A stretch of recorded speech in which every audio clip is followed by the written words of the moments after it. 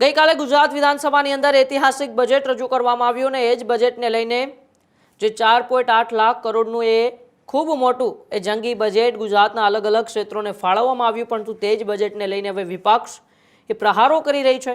ક્યાંક ને ક્યાંક એ કોંગ્રેસના એ પ્રદેશ પ્રમુખ અમિત ચાવડાએ પણ એ સરકાર સામે સવાલો સાધ્યા હતા અને સરકારને પ્રશ્નો પૂછ્યા હતા. ત્યારે વધુ એક એ વિપક્ષમાં બેઠેલી પાર્ટી એટલે કે આમ આદમી પાર્ટીના ધારાસભ્ય ચૈતર વસાવાએ પણ સરકારને બજેટને લઈને અમુક સવાલો પૂછ્યા છે, સરકાર સામે સવાલો ઉઠાવ્યા છે.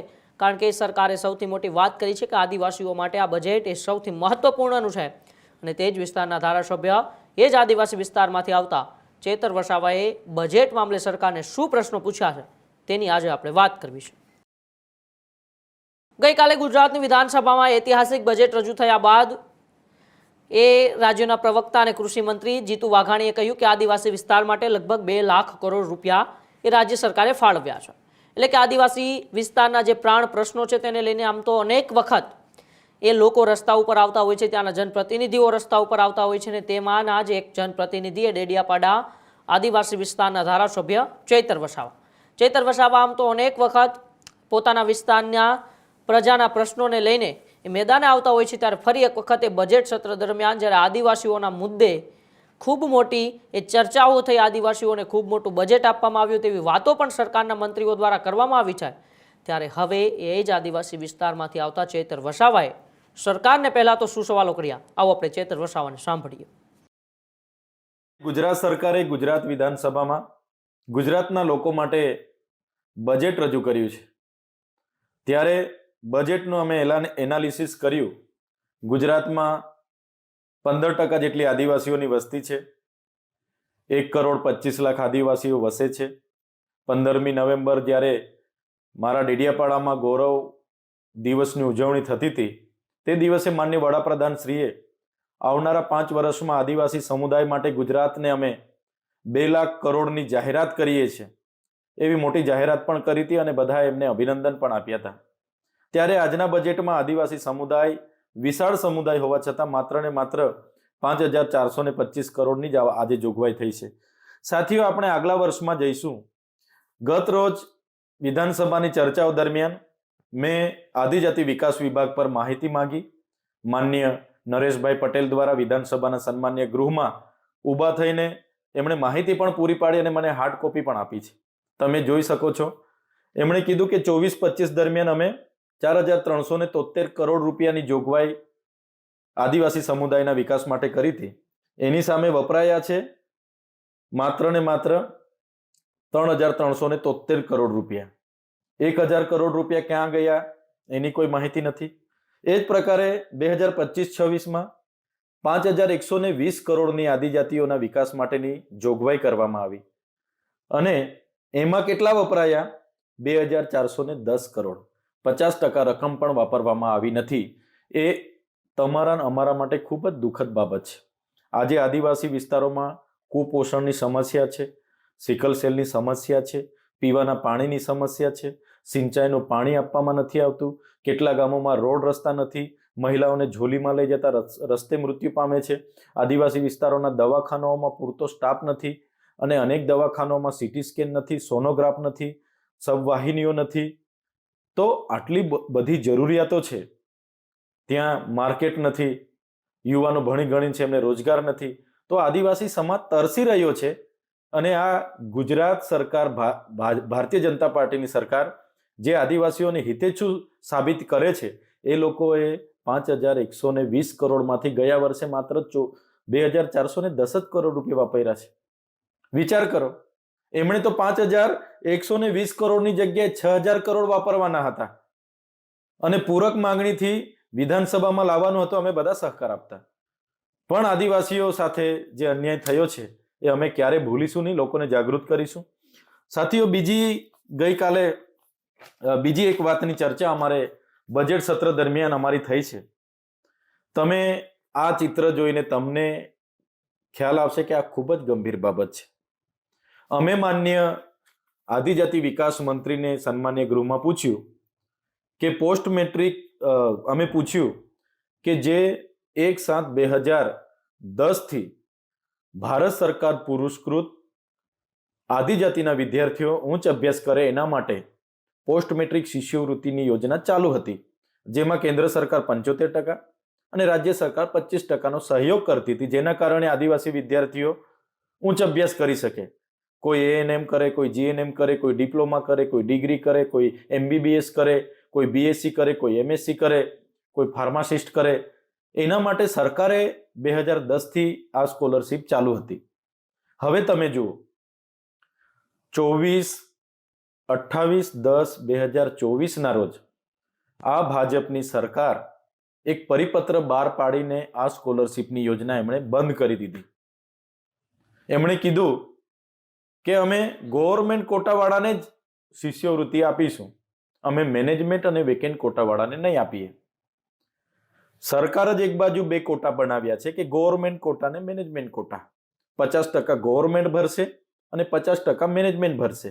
હવે સરકાર જ એવું કહે છે કે ગવર્મેન્ટને આપીશું અમે, મેનેજમેન્ટ અને વેકેન્ટ કોટાને નહીં આપીશું. 2024-25માં 60,000 વિદ્યાર્થીઓએ મેનેજમેન્ટ અને વેકેન્ટ કોટામાં એડમિશન લીધા હતા. એમનું શું? સરકાર એવું કહે છે કે મેનેજમેન્ટ અને વેકેન્ટ કોટામાં, મેં પૂછ્યું કે મેનેજમેન્ટ અને વેકેન્ટ કોટામાં કેટલા વિદ્યાર્થીઓને આ શિષ્યવૃત્તિ મળનાર પાત્ર છે? એકને પણ નહીં. આ લખ્યું છે એકને પણ નહીં આપીશું. સાથીઓ, આજે હજારો વિદ્યાર્થીઓનું ભવિષ્ય અંધકારમય થઈ ગયું છે.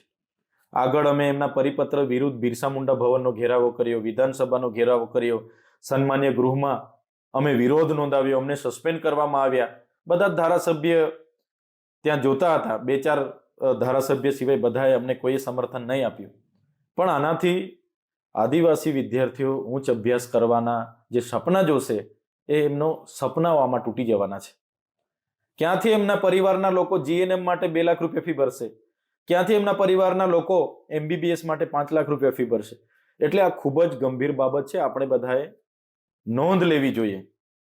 હવે તમે જોશો, આપણે એના પછીની જે ચર્ચા અમારી હતી કે ભાઈ ડેડિયાપાડામાં માન્ય વડાપ્રધાન સાહેબ આવ્યા તો એમાં આપણા આદિજાતિ વિકાસ વિભાગમાંથી કેટલો ખર્ચો કર્યો?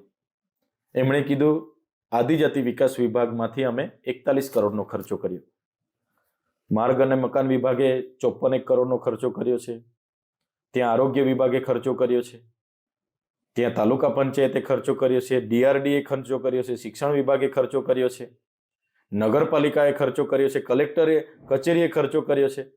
એ તો અલગ, પણ આ સરકારના કાર્યક્રમમાં માત્ર આદિજાતિ બાળકોના જે ફૂડ બિલ માટે પૈસા આવે છે, સિકલ સેલ નિવારણ માટે પૈસા આવે છે, કુપોષણ નિવારણ માટે પૈસા આવે છે, આંગણવાડી માટે પૈસા આવે, શાળા માટે, એમાંથી 41 કરોડ રૂપિયાનો ડેડિયાપાડામાં ખર્ચો કર્યો.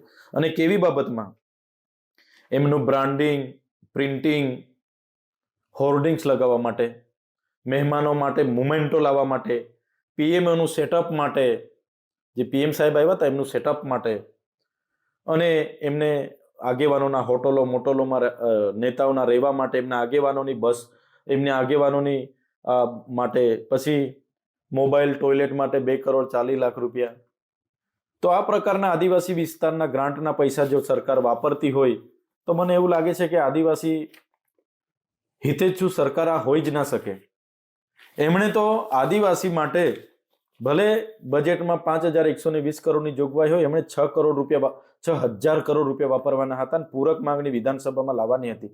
અમે બધા સહકાર આપવા તૈયાર હતા, પણ જે બજેટ ફાળવ્યું એના પણ 50% નહીં વાપરીને સરકારે આજે સાબિત કરી દીધું છે કે આદિવાસી હિતેચ્છુ નથી.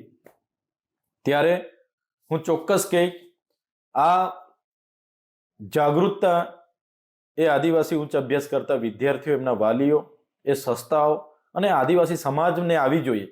એમના નેતાઓ, સંસદો, ધારાસભ્ય આજે પાટલી થપથપાવે છે, એમણે તો 2027માં ટિકિટો લેવાની છે, પણ જનતાએ જાગવું પડશે ને આનો જવાબ માંગવો પડશે. તો જ આપણે આમાં સફળ થઈશું એવી હું અપેક્ષા રાખું છું. આજે જે હતી એ સરકારે આપેલી માહિતી આપના સમક્ષ મૂકું છું. જોહાર, જય આદિવાસી. સૌપ્રથમ તો ડેડિયાપાડાના ધારાસભ્ય ચૈતર વસાવાએ આદિજાતિ વિકાસ ફંડ, જે આદિવાસીઓના વિસ્તારમાં વિકાસ માટેનું ફંડ આપવામાં આવે છે, તેનો સંપૂર્ણ ઉપયોગ નથી થયો તેવો આરોપ લગાવ્યો. 2024-25માં 4,373 કરોડમાંથી ખાલી 3373 કરોડ જ વપરાયા છે, આવી વાત પણ ચેતર વસાવાએ કરી. એટલે કે ક્યાંક ને ક્યાંક જે પૈસા સરકાર આપે છે તે પૈસા હજુ સુધી આદિવાસી લોકો સુધી પહોંચતા નથી. આદિવાસી વિસ્તારના એ પ્રાણ પ્રશ્નો હજુ પણ ત્યાં છે ને અનેક વખત એવી ઘટનાઓ પણ આપણે જોતા આવીએ છીએ, જેમાં એ રોડ રસ્તાઓના પ્રશ્ન હોય, પાણીના પ્રશ્ન હોય, ક્યાંક શાળાઓ નથી તો ક્યાંક આંગણવાડીઓ નથી. તો સરકાર દર વર્ષે આટલું બધું ફંડ ફાળો એ આદિવાસી વિસ્તાર માટે આપે છે, આદિવાસી વિસ્તારના લોકોને આપે છે, તો પછી એ ફંડ ફાળો ક્યાં જાય છે? આવા પ્રાણ પ્રશ્નો એ જે સરકાર સામે ચેતર વસાવાએ ઉઠાવ્યા છે.